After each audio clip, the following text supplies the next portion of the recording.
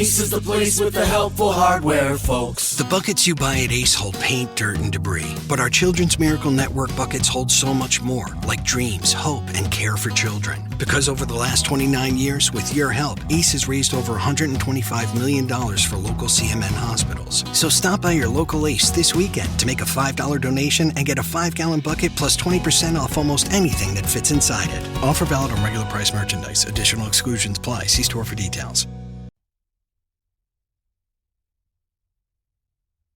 लीजिए सुनिए देवकीनंदन खत्री के लिखे उपन्यास चंद्रकांता के दूसरे भाग का 16वां बयान मेरी यानी समीर गोस्वामी की आवाज में।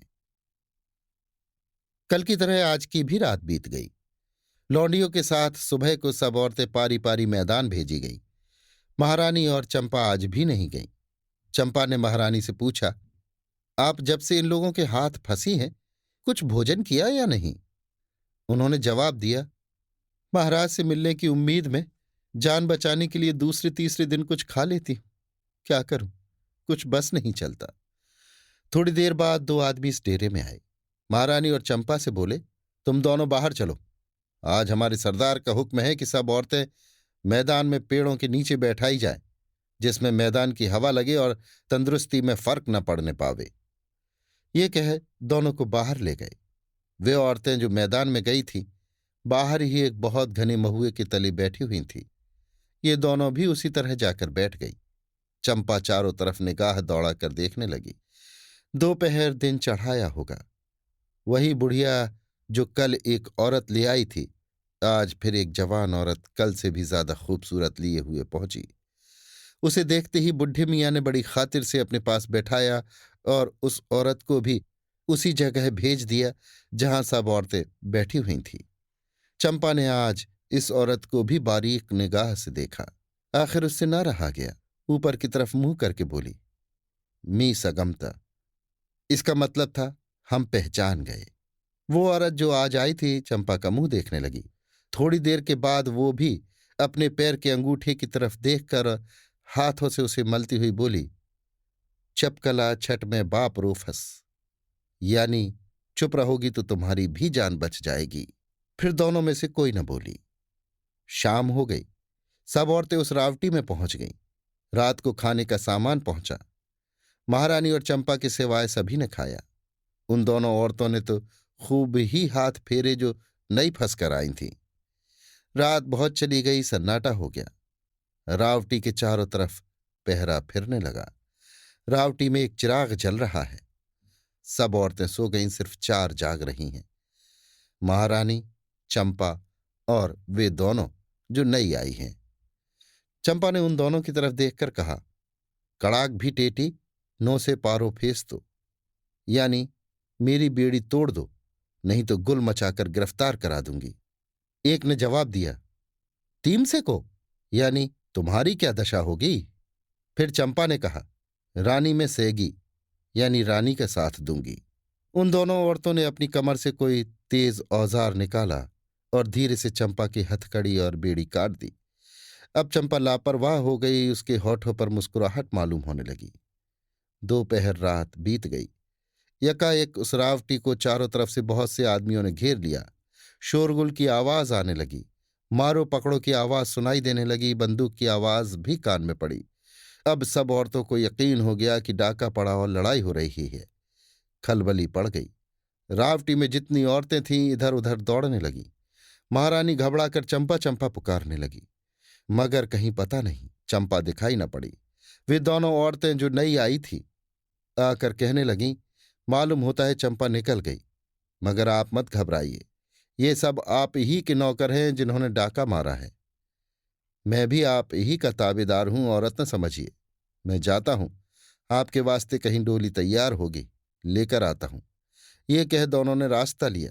जिस रावटी में औरतें थीं उसके 3 तरफ आदमियों की आवाज कम हो गई। सिर्फ चौथी तरफ, जिधर और बहुत से डेरे थे, लड़ाई की आहट मालूम हो रही थी। 2 आदमी जिनका मुंह कपड़े या नकाब से ढका हुआ था, डोली लिए हुए पहुंचे और महारानी को उस पर बैठा कर बाहर निकल गए। रात बीत गई। आसमान पर सफेदी दिखाई देने लगी। चंपा और महारानी तो चली गई थी, मगर और सब औरतें उसी रावटी में बैठी हुई थीं। डर के मारे चेहरा जर्द हो रहा था। एक का मुंह एक देख रही थी। इतने में पन्नालाल, रामनारायण और चुन्नीलाल एक डोली, जिस पर किम ख्वाब का पर्दा पड़ा हुआ था, लिए हुए उस रावटी के दरवाजे पर पहुंचे।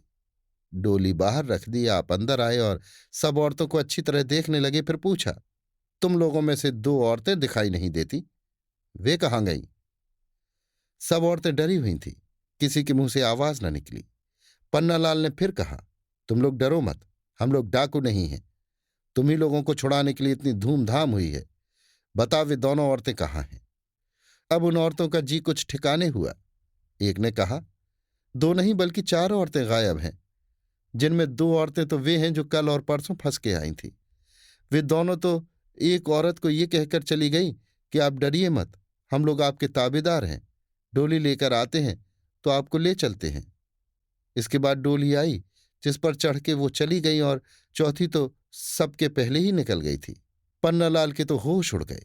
रामनारायण और चुन्नीलाल के मुंह की तरफ देखने लगे। रामनारायण ने कहा, ठीक है, हम दोनों महारानी को ढांढस देकर तुम्हारी खोज में डोली लेने चले गए। जफीर बचाकर तुमसे मुलाकात की और डोली लेकर चले आ रहे हैं, मगर दूसरा कौन डोली लेकर आया जो महारानी को लेकर चला गया? इन लोगों का ये कहना भी ठीक है कि चंपा पहले ही से गायब है।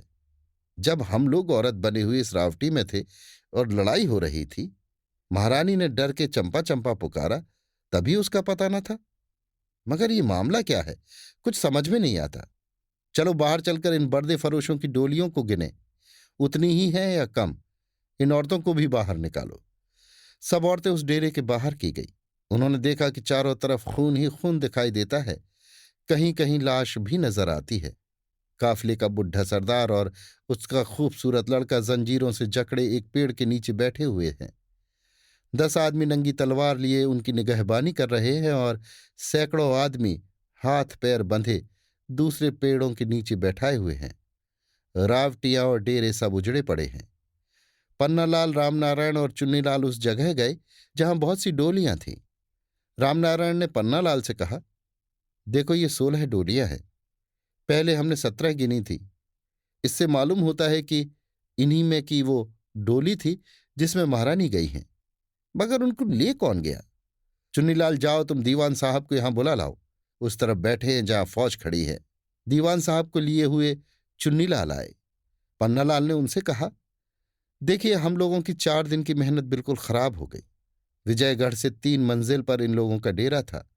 उस बुढ़े सरदार को हम लोगों ने औरतों की लालच देकर रोका कि कहीं आगे न चला जाए, और आपको खबर दी। आप भी पूरे सामान से आए। इतना खून खराबा हुआ, मगर महारानी और चंपा हाथ ना आई। भला चंपा तो बदमाशी करके निकल गई। उसने कहा कि हमारी बेड़ी काट दो, नहीं तो हम सब भेद खोल देंगे कि मर्द हो, धोखा देने आए हो, पकड़े जाओगे। लाचार होकर उसकी बेड़ी काट दी और वो मौका पाकर निकल गई। मगर महारानी को कौन ले गया? दीवान साहब की अक्ल हैरान थी कि ये क्या हो गया। बोले, इन बदमाशों को, बल्कि इनके बुढ़े मियां सरदार को मार पीट के पूछो, कहीं इन्हीं लोगों की बदमाशी तो नहीं है।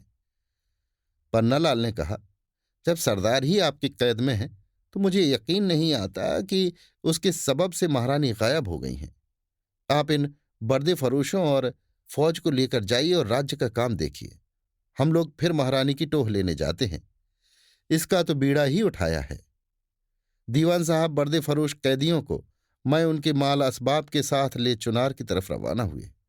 पन्नालाल, रामनारायण और चुन्नीलाल महारानी की खोज में चले। रास्ते में आपस में यों बातें करने लगे। पन्नालाल, देखो आजकल चुनार राज्य की क्या दुर्दशा हो रही है। महाराज उधर फंसे, महारानी का पता नहीं। पता लगा मगर फिर भी कोई उस्ताद हम लोगों को उल्लू बनाकर उन्हें ले ही गया।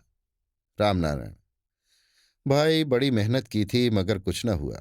किस मुश्किल से इन लोगों का पता पाया, कैसी कैसी तरकीबों से 2 दिन तक किसी जंगल में रोके रखा, कहीं जाने न दिया। दौड़ा दौड़ चुनार से सेना सहित दीवान साहब को लाए। लड़े भिड़े, अपनी तरफ के कई आदमी भी मरे, मगर वही पहला दिन, शर्मिंदगी मुनाफे में। चुन्नीलाल, हम तो बड़े खुश थे कि चंपा भी हाथ आवेगी, मगर वो तो और आफत निकली। कैसा हम लोगों को पहचाना और बेबस करके धमका के अपनी बेड़ियां कटवा ही ली। बड़ी चालाक है, कहीं उसी का तो ये फसाद नहीं है? पन्नालाल, नहीं जी, अकेली चंपा डोली में बैठा के महारानी को नहीं ले जा सकती। रामनारायण, हम तीनों को महारानी की खोज में भेजने के बाद अहमद और नाजिम को साथ लेकर पंडित बद्रीनाथ भी महाराज को कैद से छुड़ाने गए हैं। देखें वो क्या जस लगा कर आते हैं।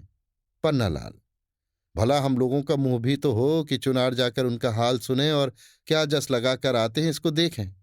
अगर महारानी न मिली तो कौन मुंह लेकर चुनार जाएंगे?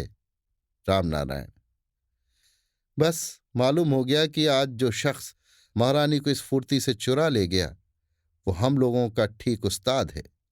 अब तो इसी जंगल में खेती करो, लड़के वाले लेकर आ बसो, महारानी का मिलना मुश्किल है। पन्नालाल, वाह रे तेरा हौसला, क्या पिनिक के अवतार हुए हैं। थोड़ी दूर जाकर ये लोग आपस में कुछ बातें कर मिलने का ठिकाना ठहरा अलग हो गए।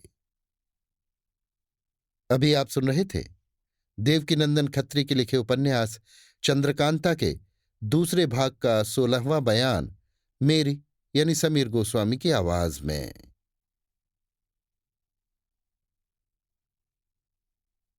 Ace is the place with the helpful hardware, folks. The buckets you buy at Ace hold paint, dirt, and debris. But our Children's Miracle Network buckets hold so much more, like dreams, hope, and care for children. Because over the last 29 years, with your help, Ace has raised over $125 million for local CMN hospitals. So stop by your local Ace this weekend to make a $5 donation and get a 5-gallon bucket plus 20% off almost anything that fits inside it. Offer valid on regular price merchandise. Additional exclusions apply. See store for details.